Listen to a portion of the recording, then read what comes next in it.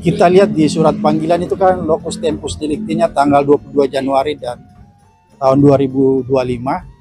Tapi ternyata dalam perkembangan di dalam pertanyaan-pertanyaan yang diajukan oleh penyidik itu rata-rata keluar dari dari substansi surat panggilan, ya.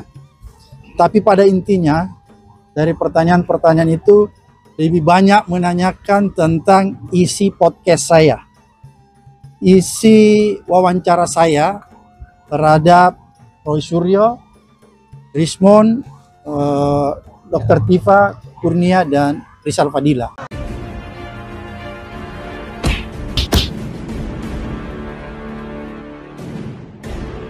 Assalamualaikum warahmatullahi wabarakatuh. Om Swastiastu, Namo Buddhaya, salam kebajikan. Selamat pagi buat sahabat-sahabat dimanapun juga berada. Ada yang aneh dari Abraham Samad ya, seolah Abraham Samad ini tidak mengerti soal hukum. Belum jadi tersangka sudah teriak kriminalisasi pelanggaran HAM. Padahal saat ini dia kan dipanggil di Polda Metro Jaya sebagai saksi.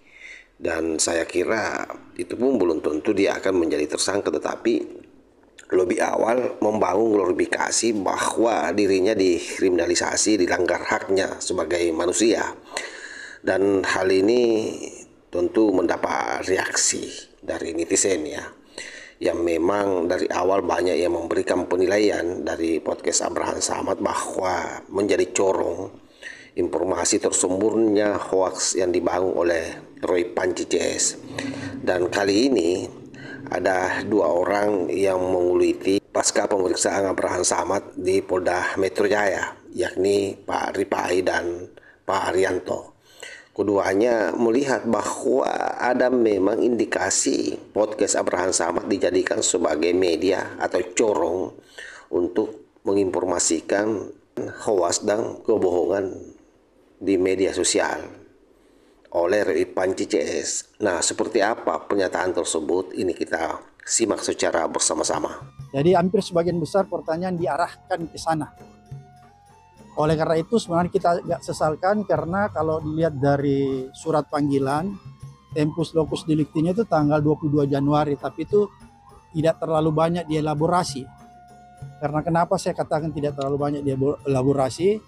Karena kalau berpatokan pada tanggal 22 Januari 2025, sebenarnya bisa dipastikan saya tidak bisa dimintai keterangan sebagai saksi karena saya tidak mengetahui peristiwa itu, tidak melihat dan tidak merasakan. Ya, kalau soal formalitas surat panggilan ya monggo ditanyakan kepada penyidik. Boleh juga dikritik penyidik, kenapa seperti ini gitu ya. Tapi memang sebenarnya kalau dari kami aja nih sudah 24 objek, Mbak. Artinya 24 peristiwa. Artinya kalau ngomong perbuatannya tuh tanggalnya berbeda-beda 24. Sementara kalau saya menduga ini hubungannya dengan LP yang lain ya, mohon maaf nih gitu ya. Itu juga mungkin tanggalnya berbeda-beda. Nah, kalau semua tanggal peristiwa dimasukin di undangan ya bisa berapa saya lembar? paham juga penyidik kenapa memilih salah satunya gitu ya. Tapi kembali lagi menurut saya mumpung dipanggil, inilah kesempatannya mengklarifikasi. Penyidik juga penegak hukum, kita punya KUHP yang sama, kita punya teori hukum yang sama, pasti akan clear. Ya, gunakan saja dengan baik kesempatan pembela. Dan saya pikir Pak Jokowi juga nggak mau kok perkara ini menjadi bola liar. Dia ingin segera cepat. Ya. Orang-orang yang sepatutnya bertanggung jawab harus bertanggung jawab. Orang yang tidak bersalah jangan juga diikutsertakan. Kok nggak sama dengan panggilannya yang lain itu ya memang nggak mungkin semua di panggilan itu semua ditulis kayak gitu kan gitu. Yang ditulis di dalam undangan itu kan cuma salah satu data ya yang diterima oleh polisi dari laporan polisi yang masuk. Laporan polisi yang masuk itu kan dari orang yang melaporkan Pak Abraham Samad. Dalam hal ini ternyata bukan Pak Jokowi. Jadi ini kemarin itu LP daripada LP yang lain. Penyidik menerima LP dari orang yang melaporkan. Pak ini begini kira kurang lebih begitu ya bunyinya Pak. Ini menyebut Pak Abraham Samad, dia pesannya peranannya di mana gitu. Kemudian penyidik kan akan manggil. Pasti yang ditanyakan itu adalah dari data yang diterima dari yang memberikan LP itu tadi. Akan diklarifikasi pada Pak Abraham Samad. Ya tinggal kalau Pak Abraham Samad nggak tahu ya jangan nggak tahu, nggak apa-apa itu. Nggak usah nyalahkan pertanyaannya gitu. penyidikan itu dasarnya itu begini. Ada orang laporan, pasti dia memberikan data awal, alat bukti namanya. Ya. Nah itu saya tahu ini alat buktinya pasti rekaman-rekaman daripada semua yang Pak Abraham Samad yang terkait dengan ijazah palsu ini. Banyak sekali, tadi kan disampaikan itu kan. Nah banyak sekali ini, maka kemudian akan menanyakan, kira-kira ya saya nggak pernah, nggak ngikut soalnya. Tapi saya dulu bekas penyidik kayak gitu kalau cara melakukannya. Ini benar Pak, ini Pak, gambar ini gambar Bapak bukan, gitu kan gitu. Hanya dengan itulah maka alat bukti itu tadi berarti ada bukti lain yang berkesesuaian. Sehingga itu nanti valid untuk dijadikan di alat bukti di persidangan nanti. Nah itu intinya gini loh, itu kan laporannya apa dia? Laporannya kan bahwa ini orang ini menyebarkan apa pencemaran ataupun ujaran kebencian kan gitu kan, menyebarkan fitnah. Ya yang sampaikan yang buktinya, buktinya itu tadi rekaman ini loh Pak, ini rekamannya ini kayak gini kayak gini ini. Dia ngomong bahwa ini palsu ini gitu kan. Nah Pak, kalau di dalam hal ini kalau setahu saya Pak Abraham Samad itu kan hanya podcast ya. Saya tidak tahu apakah apa pasal yang ditujukan pada dia siapa gitu. Tapi saya hanya bisa mengira-ira kurang lebih dia disebutkan turut serta menyebarkan berita bohong. Turut sertanya apa? Ya melalui podcast itu. Makanya penyidik tanya podcast ini apa dasar hukumnya podcast ini. Penyidikan itu memberikan terangnya juga perkara. harus diketahui oleh penyidik. Iya, dia harus tahu nih podcast ini apa kan gitu. Kalau hakim ngomongin podcast kan nggak ngerti. Podcastnya itu begini loh, dididikan gini sah apa.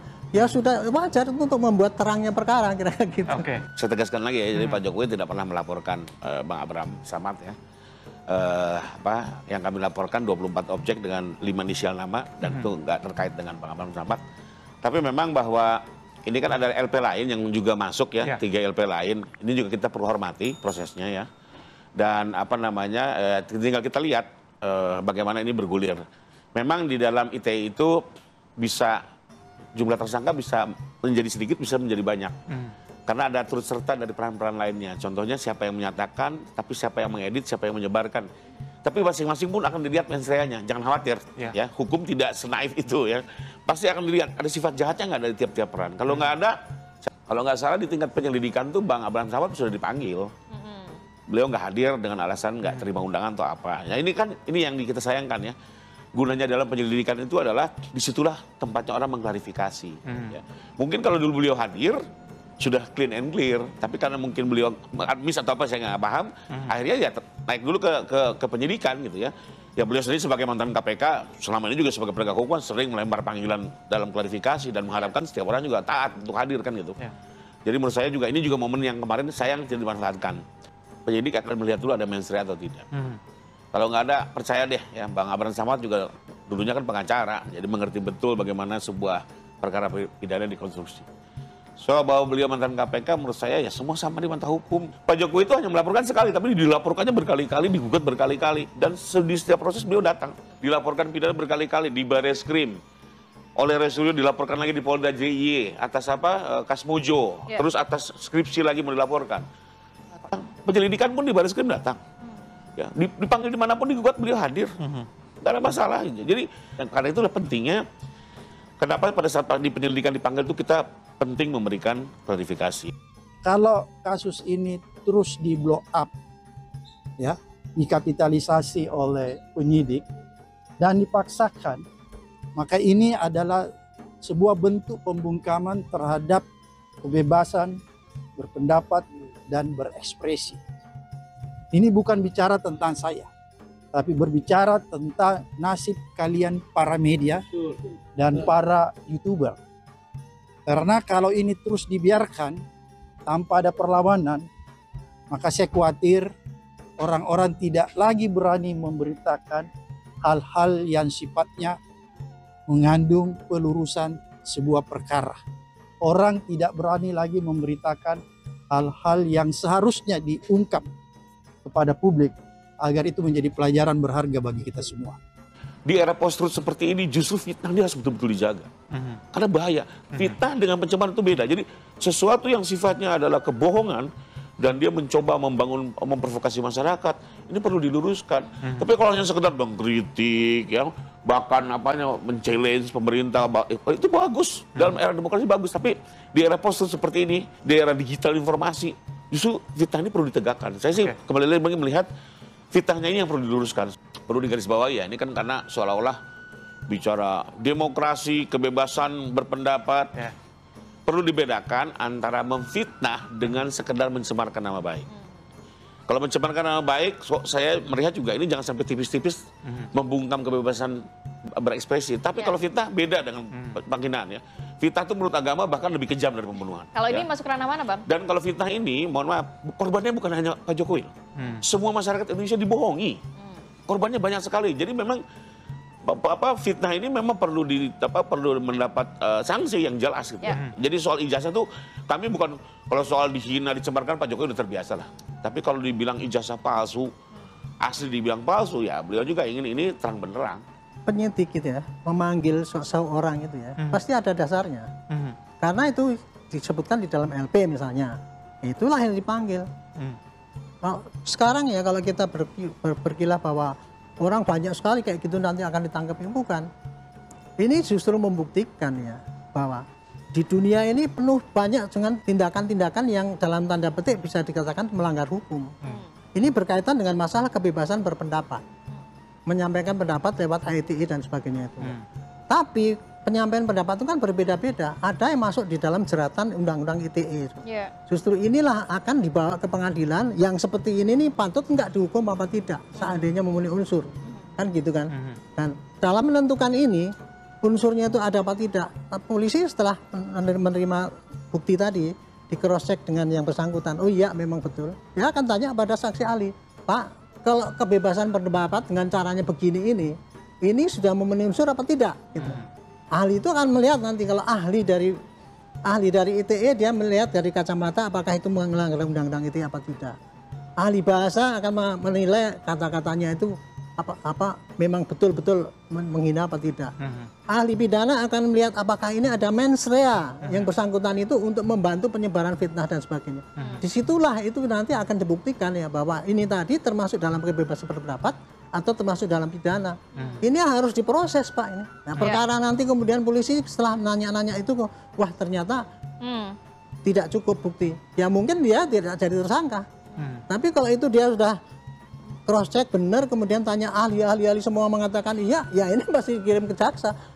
Prosesnya cuma sederhana gitu ya. Justru inilah maka harus diuji di pengadilan. Kalau itu semua dibiarkan nanti semua orang dengan kayak gitu dengan bebasnya gitu nggak ada hukum lagi di Indonesia. Kita tidak berbicara tentang Abraham Samad, tapi kita berbicara tentang ada upaya untuk membungkam ya kebebasan berpendapat, kebebasan berekspresi, dan sikap kritis dari masyarakat sipil dan sekaligus mempersempit ruang demokrasi. Ini yang paling berbahaya.